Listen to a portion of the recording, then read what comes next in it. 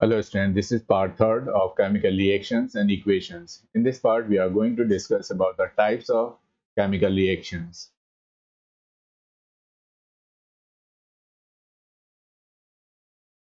So on the basis of energy chain, the chemical reactions may be of two types, exothermic and endothermic reaction. We already have discussed about the exothermic reaction, that these are the chemical reaction in which the heat energy is released during a chemical reaction. So such type of reactions are called exothermic reaction. There are some examples of exothermic reactions are given here. First example is the burning of magnesium ribbon in air produces magnesium oxide.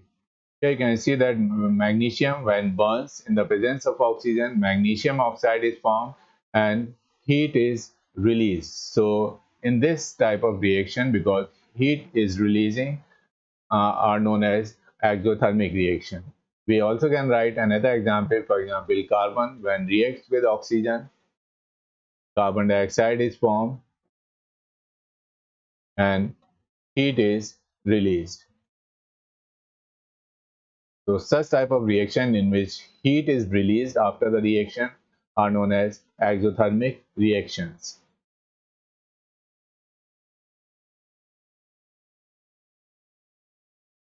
Second type of reaction is the endothermic reaction. So those chemical reaction in which the heat energy is required to carry out the reaction or to initiate the reaction are called endothermic reaction. कुछ ऐसी reactions होती हैं जिसमें reaction को start करने के लिए हमें हीट एनर्जी सप्लाई करनी पड़ती है, तो हीट एनर्जी इन रिएक्शंस में एब्जॉर्ब होती है, इसलिए इस तरह की रिएक्शंस को हम एंडोथर्मिक रिएक्शंस कहते हैं. So one of the example is given here, the decomposition of the limestone to produce calcium oxide and carbon dioxide requires heat energy. So we can write the equation here that limestone means that calcium carbonate, when they are heated or heat is supplied to calcium carbonate, it is broken down into calcium oxide and carbon dioxide. So we are supplying the heat energy to this calcium carbonate. Only then it can be broken down into calcium oxide and carbon dioxide. That's why this type of reaction, which requires absorption of heat from their surrounding, are known as endothermic reactions.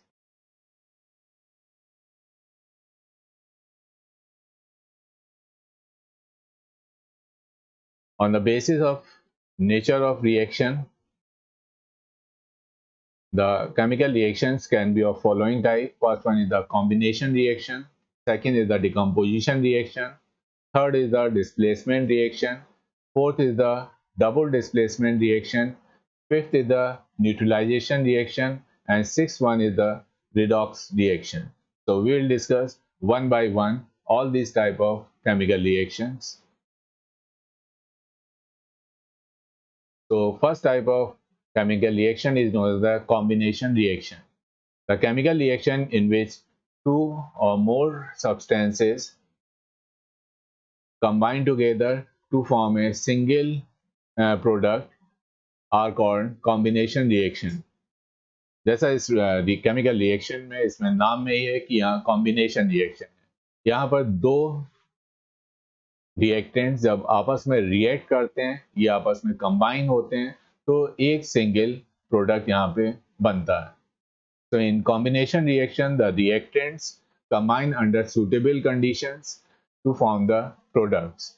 In the above example, A and B are the reactants which combine together to produce a product C. There are some other examples of combination reactions are given here. For example, carbon, when reacts with oxygen, carbon dioxide is formed and heat is released.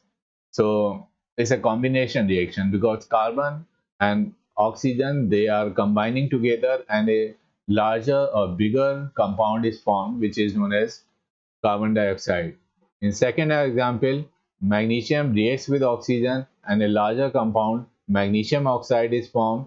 So this such type of reaction in which two or more reactants combine together and a single large product is formed are known as combination reactions. Second type of chemical reaction is the decomposition reaction. Decomposition means to break. So decomposition means the breakdown of substances takes place. Therefore, those chemical reaction in which a single compound breaks into smaller or simpler substances or units are called decomposition reaction. यहाँ पर एक ये बड़ा compound है AB, जब इसको हम किसी भी टाइप की एनर्जी सप्लाई करते हैं then it is broken down into two smaller products. So products can be two or three or many. So a reaction in which decomposition of a reactant takes place and two or more products are formed are known as such type of reactions are known as decomposition reaction. A majority of the decomposition reaction are endothermic reactions. Here also this type of reaction is endothermic reaction. They absorb energy in the form of either heat, light, sound, or any type of energy can be absorbed to break this larger product into smaller products. So the energy absorbed may be in any form like electricity, heat, light, etc. One of the important feature of decomposition reaction is that they are suffixed with lysis. Lysis का मतलब होता है break होना. Like electrolysis, यानी किसी भी compound को अगर हम इलेक्ट्रिक करंट पास करके ब्रेक कर रहे हैं तो उसको इलेक्ट्रोलाइसिस कहेंगे. Pyrolysis and photolysis.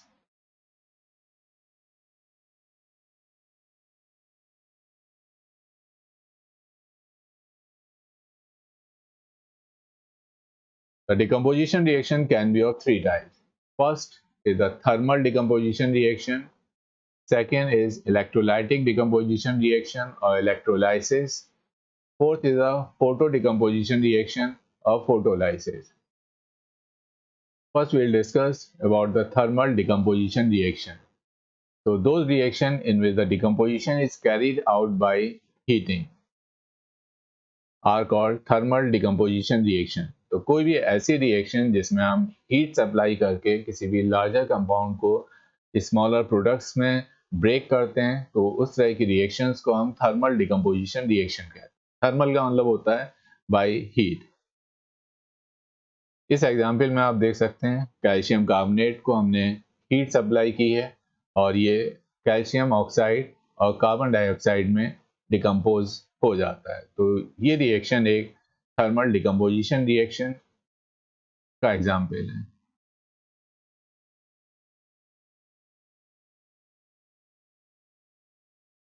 Next is the electrolytic decomposition reaction or electrolysis. The decomposition reaction which are carried out by electric current are called electrolysis. तो यहाँ पर हम अगर इलेक्ट्रिक करंट सप्लाई करके किसी भी प्रोडक्ट को स्मॉलर किसी भी रिएक्टेंट को हम स्मॉलर प्रोडक्ट में अगर हम ब्रेक कर रहे हैं. Next is the electrolytic decomposition reaction or electrolysis. So decomposition reaction in which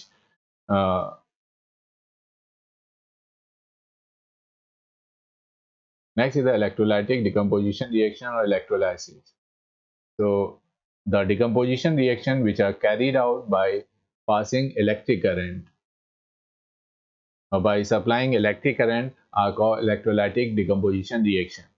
तो कोई भी ऐसा रिएक्शन जिसमें हम इलेक्ट्रिक करंट पास करते हैं और इलेक्ट्रिक सप्लाई को प्रोवाइड करते हैं जिसकी वजह से कोई एक सब्सटेंस स्मॉलर प्रोडक्ट्स में ब्रेक हो जाता है तो इस तरह की रिएक्शंस को हम thermal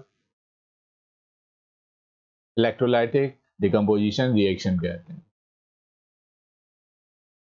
When current is passed through the water in the presence of a small amount of electrolyte, the water breaks into hydrogen and oxygen.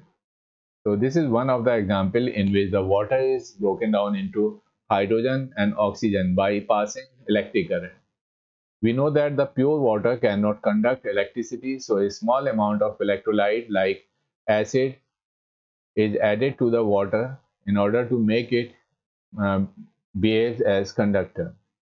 As we know that pure water or distilled water is a bad conductor of electricity, so we have to add some uh, electrolyte like HCl, sulfuric acid, or any type of acid can be added to this water to make it a good conductor of electricity. So in this figure, you can see that in this jar we have taken water and we have added some acid here so that it can conduct electric current. There are two inverted test tube, first and second. Inside these test tube there are two electrodes made up of graphite. The electrode which is connected to the positive terminal is known as cathode, and the electrode which is connected to the negative terminal is known as anode. When we pass electric current in one test tube, oxygen is collected, and in another test tube, hydrogen gas is collected. So by passing electric current to this water, it can be broken down into hydrogen and oxygen. In one test tube, hydrogen is collected, and in another test tube, oxygen is collected.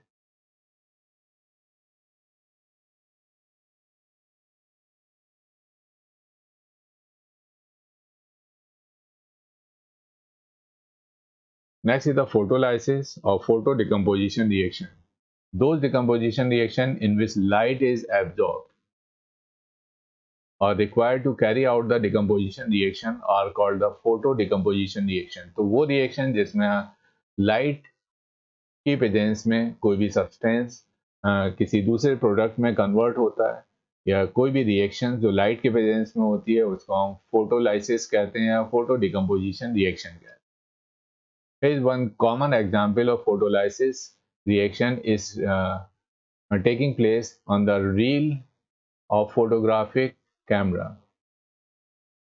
आजकल हम digital camera या mobile में digital कैमरे का use करते हैं, लेकिन बहुत पहले कैमरे में रील का यूज़ किया जाता था. और इस रील में द रील और the photographic film of the camera is coated with silver bromide. ये जो रील होती थी इसमें सिल्वर ब्रोमाइड की कोटिंग होती थी. जब ये रील लाइट से एक्सपोज होती थी तो उस पर एक इमेज बनती थी. इस इमेज को नेगेटिव कहा जाता है. इस नेगेटिव को एक हाइपो सॉल्यूशन में डिप किया जाता है जिससे ये नेगेटिव फिक्स हो जाती है, और फिर इसे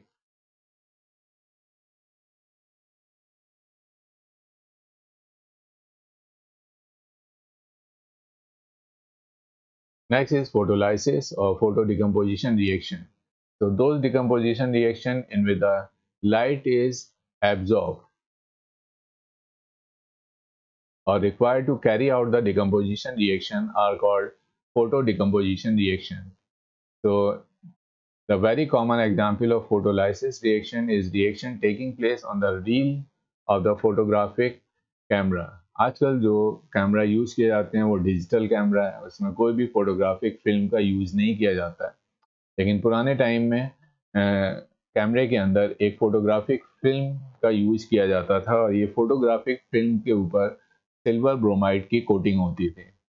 जब सिल्वर ब्रोमाइड की कोटिंग वाली फिल्म लाइट से एक्सपोज होती थी, यानी जब कैमरा को हम क्लिक करते थे तो लाइट कैमरे के अंदर जाती थी और फिल्म एक्सपोज होती थी. इस फिल्म के एक्सपोज होने से जो रील है उसके ऊपर एक इमेज बनती थी जिसको हम नेगेटिव कहते थे. इस नेगेटिव को एक सॉल्यूशन जिसको हम हाइपो सॉल्यूशन कहते हैं, ये सोडियम थायोसल्फेट का सॉल्यूशन होता है, इसमें डिप किया जाता है जिससे नेगेटिव के ऊपर एक परमानेंट इमेज बन जाती है. इसके बाद नेगेटिव से एक सेंसिटिव फोटोग्राफिक पेपर के ऊपर इस इमेज को ट्रांसफ़र किया जाता है और इसको हम पॉजिटिव कहते हैं. तो ये एक फोटोलाइसिस का एग्जाम्पल है. यहाँ पे एग्जाम्पल दिया हुआ है कि रील के अंदर reel is coated with this silver bromide when it is exposed to light. जब ये लाइट से एक्सपोज होती है तो सिल्वर और ब्रोमीन में ये ब्रेक हो जाते हैं।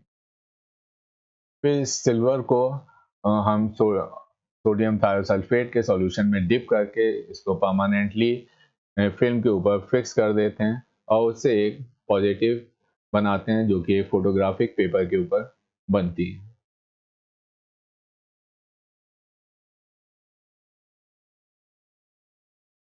Second type of chemical reaction is the displacement reaction. Displacement reactions are generally given by ionic compounds in aqueous solution. As the name indicates, in these reactions, the position of these elements changes. These elements can be defined, these reactions can be defined as those chemical reactions in which more reactive metal displaces less reactive metal from its aqueous salt solution. तो displacement reaction में ये compound है AB और ये C है। अगर C ज़्यादा reactive है तो C B को डिस्प्लेस कर देता है, यानी इस कंपाउंड में से B निकल जाएगा और इसकी जगह पर C आ जाएगा, तो इसको हम डिस्प्लेस होना कहते हैं। यहाँ पे आप देखेंगे कि A और C आपस में कंबाइन हो गए हैं और B डिस्प्लेस होकर अलग निकल गया है। तो ऐसा इसलिए हो रहा है क्योंकि C B से ज़्यादा रिएक्टिव है, इसलिए C B को डिस्प्लेस कर सकता है। For example magnesium metal when placed in copper sulfate solution, it displaces copper from copper sulfate and magnesium sulfate is formed and copper is released. Here in this case that when we dip magnesium in copper sulfate solution, the magnesium sulfate is formed and copper is released. ऐसा इसलिए होता है क्योंकि magnesium copper से ज़्यादा reactive है, इसलिए magnesium copper को डिस्प्लेस कर देगा, यानी ये मैग्नीशियम कॉपर को इसकी जगह से हटा देगा और उसकी जगह खुद ले लेगा, तो इसको हम डिस्प्लेस होना कहते हैं। यहाँ पे आप देखेंगे कि यहाँ रिएक्टेंट में इस जगह पर कॉपर था, अब ये मैग्नीशियम आ गया है, कॉपर यहाँ से निकलकर अलग आ गया है, तो इसको हम सिंगल डिस्प्लेसमेंट रिएक्शन भी कहते हैं क्योंकि यहाँ पर एक मेटल जो ज़्यादा रिएक्टिव मेटल है वो लेस रिएक्टिव मेटल को डिस्प्लेस कर रहा है। Now the question arises that how to know that which metal is more reactive and which is not. This can be known by reactivity series or activity series.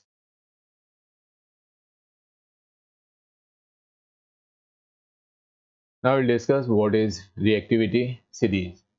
This is a series of metals which is helpful to know the comparative reactivity of the metal. तो एक series of metal है जिसमें हम different metals को उनकी reactivity के हिसाब से अरेंज करते हैं, तो इसको रिएक्टिविटी सीरीज कहते हैं। Here is the definition: the series of metal in which they are arranged vertically in order to decreasing reactivity from top to bottom is called the activity series or reactivity series. Those metals which are at the top, they are highly reactive metals. Mainly this position is acquired by alkali metals. The highest reactive metals in this series is the potassium. तो reactivity series में जो सबसे ऊपर होगा वो सबसे ज़्यादा reactive होगा और इसमें जो सबसे ज़्यादा रिएक्टिव मेटल होता है वो पोटेशियम होता है। Those metals which are at the bottom are called less reactive or the native or inert metals. For example, gold and platinum. तो जो सबसे नीचे हैं रिएक्टिविटी सीरीज में वो सबसे कम रिएक्टिव होते हैं या इनर्ट होते हैं, यानी वो बिल्कुल भी किसी दूसरे मेटल के साथ रिएक्ट नहीं करते हैं। इनके एग्जांपल्स हैं गोल्ड और प्लैटिनम, ये लीस्ट रिएक्टिव मेटल्स होते हैं। Those metals which are above the hydrogen in reactivity series can displace the hydrogen from the water. कोई भी मेटल जो हाइड्रोजन से ऊपर है वो हाइड्रोजन को डिस्प्लेस कर सकता है क्योंकि वो हाइड्रोजन से ज़्यादा रिएक्टिव है। Those metals which are below the hydrogen, जो हाइड्रोजन से नीचे है, वो वाटर या एसिड में से हाइड्रोजन को डिस्प्लेस नहीं कर सकता। फॉर एग्जाम्पल यहाँ पर अगर हम देखें कॉपर प्लस HCl, तो यहाँ पे कोई भी रिएक्शन नहीं होती है, there is no reaction will take place. तो यहाँ पर कोई भी रिएक्शन नहीं होगी क्योंकि कॉपर हाइड्रोजन से कम रिएक्टिव है। लेकिन यहाँ पर अगर हम देखें सोडियम प्लस HCl, तो यहाँ पर NaCl और हाइड्रोजन गैस बनेगी। तो इसको हम बैलेंस कर लेंगे 2।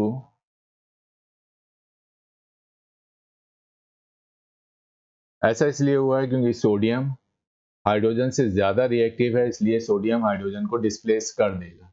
लेकिन कॉपर हाइड्रोजन से कम रिएक्टिव है, तो ये हाइड्रोजन को डिस्प्लेस नहीं करेगा एसिड में से, इसलिए यहाँ पर कोई रिएक्शन नहीं होगी। The metal which is above in the reactivity series can displace metal in the lower position in the reactivity series। तो reactivity series में कोई भी मेटल जो ऊपर है अपने नीचे वाले मेटल को डिस्प्लेस कर सकता है।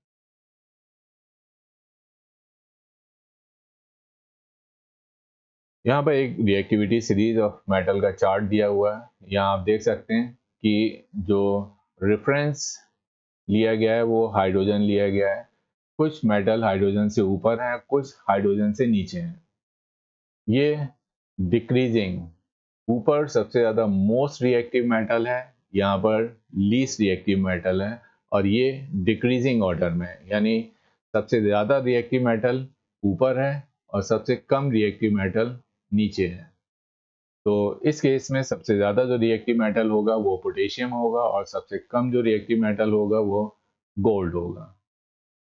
कोई भी मेटल जो ऊपर है, सपोज पोटेशियम है, वो एल्यूमिनियम को डिस्प्लेस कर सकता है क्योंकि पोटेशियम एल्यूमिनियम से ज़्यादा रिएक्टिव है। लेकिन कोई भी मेटल जो नीचे है वो ऊपर वाले को डिस्प्लेस नहीं कर सकता है क्योंकि ये लेस रिएक्टिव है, ये मोर रिएक्टिव है। तो less reactive metal more reactive metal को डिस्प्लेस नहीं कर सकता। इसी तरह वो सारे मेटल जो हाइड्रोजन से ऊपर हैं वो हाइड्रोजन को वाटर या एसिड से डिस्प्लेस कर सकते हैं। जैसे अभी हमने एक रिएक्शन लिखा था, for example sodium plus HCl। यहाँ पे अगर हम देखें तो सोडियम इस जगह पर प्रेजेंट है और हाइड्रोजन नीचे है, यानी सोडियम ज़्यादा रिएक्टिव है, इसलिए सोडियम हाइड्रोजन को डिस्प्लेस करेगा और NaCl और हाइड्रोजन गैस यहाँ पर बनेगी। सोडियम इसको डिस्प्लेस कर देगा और हाइड्रोजन बाहर निकल जाएगी। यहाँ पर NaCl बनता है, इसको हम बैलेंस कर लेंगे। लेकिन अगर कोई भी रिएक्शन हम ऐसी लिखते हैं कॉपर प्लस HCl, तो देखते हैं कि क्या ये रिएक्शन पॉसिबल होगी या नहीं होगी। तो हम ये देख रहे हैं कि कॉपर हाइड्रोजन से नीचे है, यानी हाइड्रोजन ज़्यादा रिएक्टिव है, कॉपर लेस रिएक्टिव है। तो कॉपर क्योंकि कम रिएक्टिव है हाइड्रोजन से, इसलिए ये इसको डिस्प्लेस नहीं करेगा। इसलिए कॉपर को अगर HCl में डालते हैं तो कोई भी यहाँ पर रिएक्शन नहीं होगी।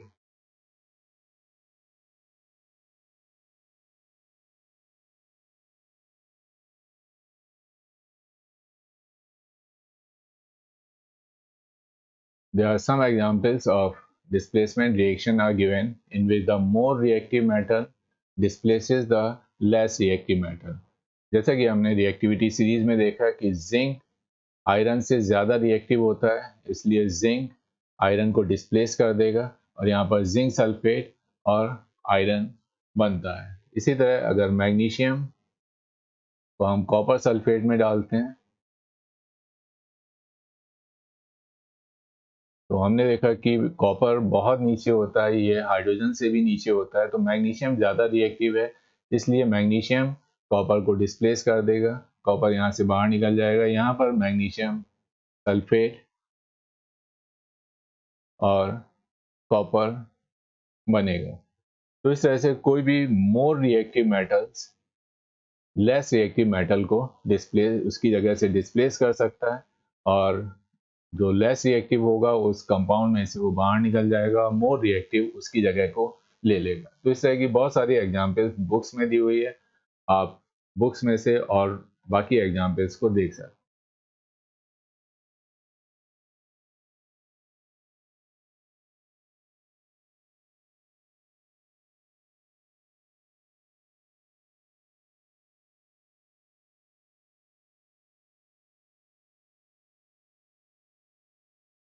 Next is the double displacement reaction, the displacement of two chemical species. So it is a double displacement reaction. The double displacement reaction may be defined as those chemical reaction in which exchange of ions takes place when the aqueous solution of two ionic compounds are mixed together.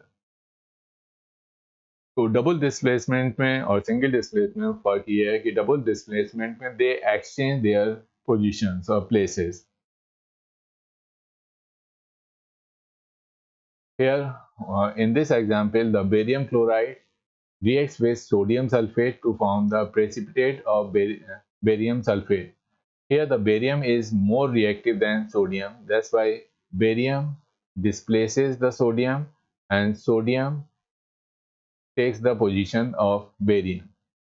तो यहाँ पर क्योंकि ये अपनी position को exchange कर रहे हैं, यहाँ पर दो आयंस अपने पोजीशन को एक्सचेंज कर रहे हैं. सोडियम इधर जा रहा है और बेरियम यहाँ से निकल कर इधर आ रहा है.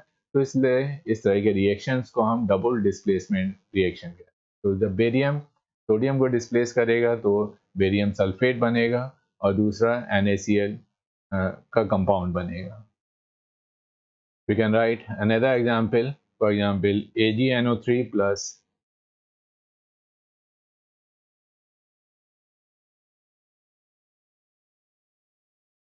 NaCl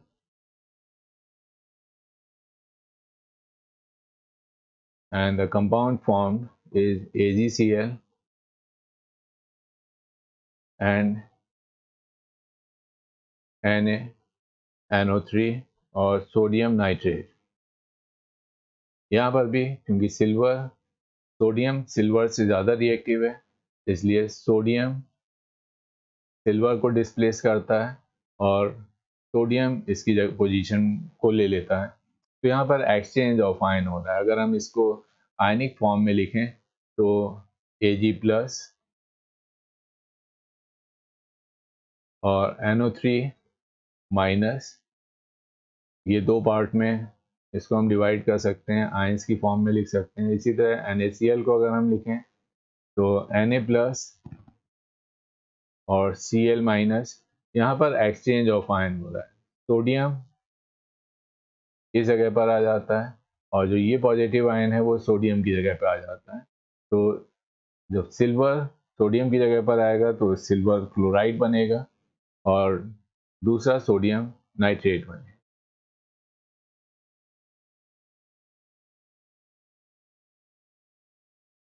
Next type of reaction is the neutralization reaction, the chemical reaction in which either acid is neutralized by base or base is neutralized by acid to form the salt and water are called neutralization reaction.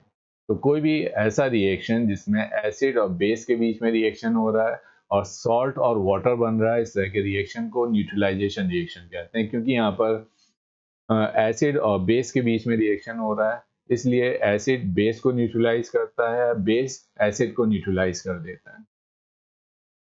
Here the reactions are highly exothermic. So all these neutralization reaction are exothermic in nature. In these reaction the pH value changes. यहाँ पर जो pH value change हो जाती है, अगर हम acid में base मिला रहे हैं तब भी वो एक न्यूट्रल सोल्यूशन बनेगा और अगर बेस में एसिड को मिला रहे हैं तब भी न्यूट्रल सोल्यूशन बनेगा.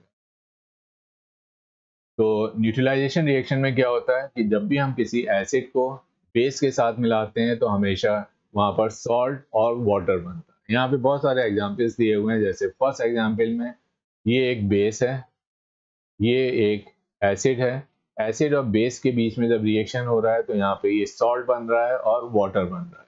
इसी तरह कैल्शियम ऑक्साइड, ये एक बेस है और ये एक एसिड है. एसिड और बेस के बीच में जब रिएक्शन होगा तो कैल्शियम क्लोराइड और वाटर बनेगा. पोटेशियम हाइड्रोक्साइड एक बेस है और HCl एक एसिड है. तो यहाँ पर भी एसिड और बेस के बीच में रिएक्शन हो रहा है तो पोटेशियम क्लोराइड और वाटर बन रहा है. ये सारे सॉल्ट्स हैं. ये जितने भी NaCl, calcium chloride, potassium chloride, ये सब सॉल्ट हैं, या अमोनियम क्लोराइड, ये सॉल्ट हैं. तो न्यूट्रलाइजेशन रिएक्शन में कभी भी एसिड जब बेस के साथ रिएक्ट करता है तो वहाँ पर सॉल्ट और वाटर का फॉर्मेशन होता है।